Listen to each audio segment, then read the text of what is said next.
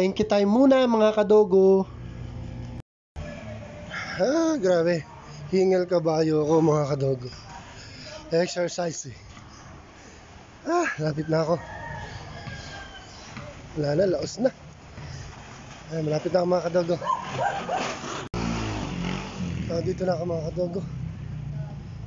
Dito ako bumibili ng mga manok.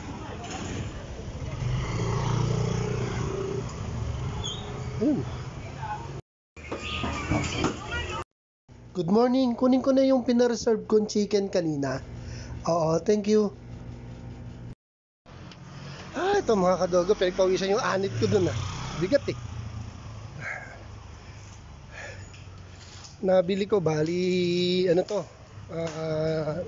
kilo para sa stock ng mga alaga natin.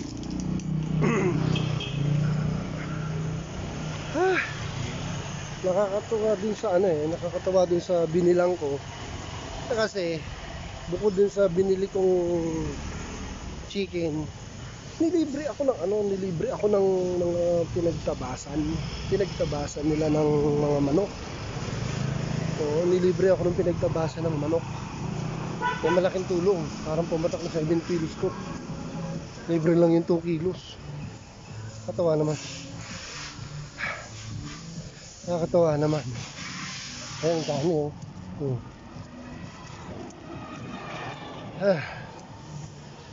Nilakad muna ako mga kadogo.